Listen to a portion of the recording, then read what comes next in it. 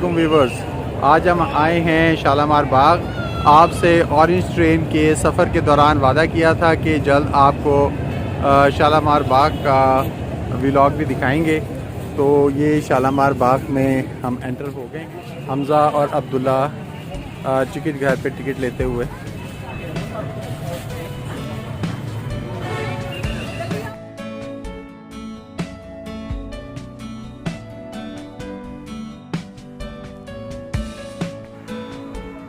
शालामार बाग में एंटर होकर ये शालामार बाग का एक बैरूनी अहाता है। इस अहाते से गुज़रकर फिर एक और राहदारी है जिससे गुज़रते हुए हम शालामार के मरकज़ी बाग में दाखिल हो जाते हैं।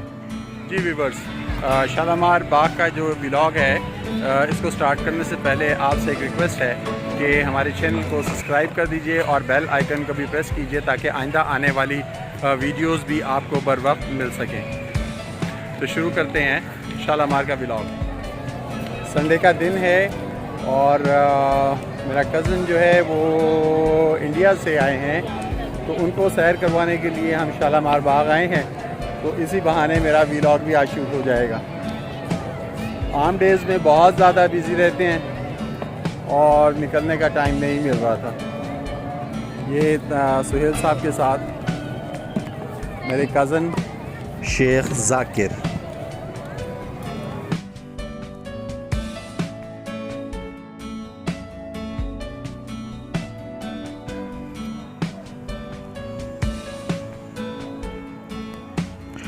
शालामार बाग 3 मनाजिल या 3 टेरेसेस पे मुश्तमिल है और ये सबसे बालाई टेरेस है।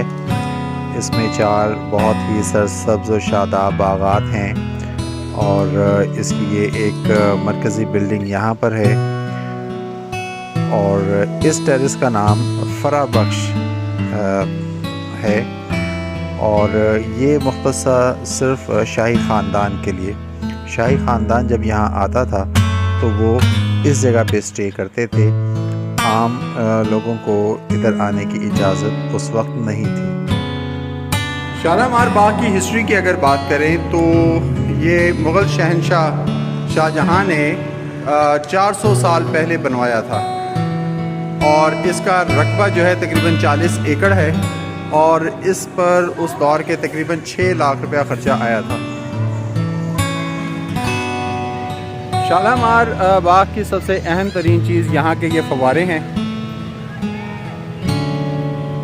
और मुग़लिया दौर में इन फव्वारों तक पानी लाने के लिए इंडिया के शहर माधोपुर से यहाँ तक एक नहर बनवाई गई थी और सुना है कि उस नहर का ख़र्चा भी उस वक्त 2 लाख रुपया आया था। इन फव्वारों में प्रेशर जनरेट करने के लिए उस नहर के पानी को ख़ास टैंकर्स में, जो टैंकर्स बड़ी तरतीब से एक टेक्निक से बनाए गए थे, उसमें स्टेप बाय स्टेप पानी आता था जिससे प्रेशर जनरेट होता था और ये फव्वारे जो हैं उसकी मदद से चलते थे और उसी नहर के ज़रिए से इस शालामार बाग को सैराब किया जाता था। शालामार की बालाई मंजिल जो फरा बख्श मंजिल है, इसके आखिर में ये एक बारादरी है।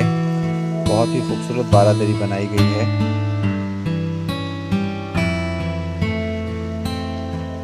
इस बारादरी से आगे देखें तो ये दरमियानी मंजिल या वस्ती मंजिल शुरू हो जाती है और इस मंजिल का नाम फैज़ बख्श है। ये जो आप तख्त देख रहे हैं, यहाँ पर बादशाह अच्छे मौसम में बैठा करते थे और अपने वज़रा वगैरह से मुलाकात किया करते थे। ये दूसरी तरफ जो आप पवेलियन देख रहे हैं आमने सामने, ये वो जगहें हैं जहाँ पर म्यूज़िशंस बैठते थे और बादशाह जो है अच्छे मौसम में यहाँ पर म्यूज़िक से लुत्फ़अंदोज़ हुआ करते थे। मुग़ल तर्ज़ तामीर में बारादरियों को और पानी को बहुत ज़्यादा अहमियत हासिल है। इसकी वजह क्योंकि यहाँ का मौसम बहुत गर्म हुआ करता था, तो बारादरियाँ जो हैं वो इसलिए बनाई जाती थी ताकि हवा का गुज़र जो है वो बहुत ज़्यादा इस इलाके में रहे, इस जगह पे रहे और जब वो हवा पानी पर से गुज़र के आती थी तो वो यहाँ के मौसम को और ज़्यादा कूल डाउन कर दिया करती थी।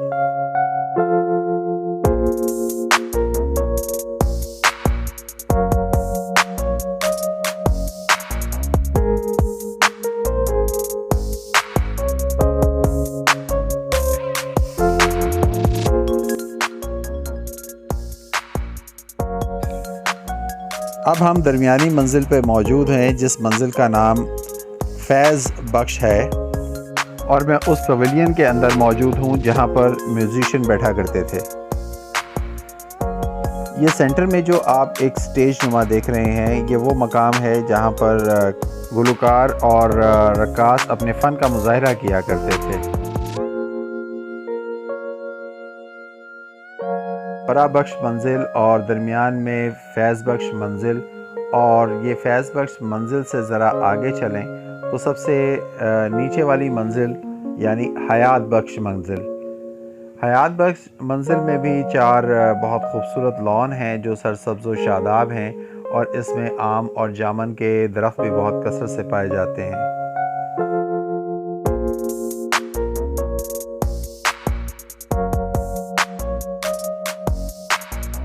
अब हम सबसे निचली मंजिल हयात बख्श मंजिल पे मौजूद हैं, और ये हयात बख्श मंजिल में जो आप सामने दरवाज़ा देख रहे हैं, ये वो मरकज़ी दरवाज़ा है जहाँ से बादशाह इस बाग में दाखिल हुआ करते थे। और इस दरवाज़े के बिल्कुल सामने अगर हम देखें तो यहाँ पर भी एक बहुत ही खूबसूरत छोटी सी इमारत है जिसको चीनी खाना कहते हैं। चीनी खाने के इन झरोकों में दिन के वक्त जब बादशाह की आमद होती थी तो वेलकम करने के लिए यहाँ पर फूल सजाए जाते थे, और जो शेड हैं वहाँ से पानी गिरा करता था, तो बहुत ही खूबसूरत नज़ारा होता था।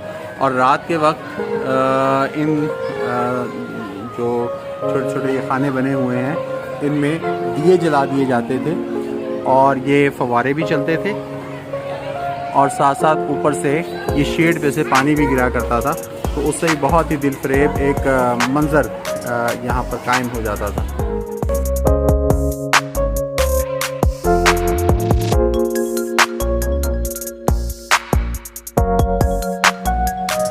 तो व्यूअर्स, ये था हमारा शालामार बाग का व्लॉग।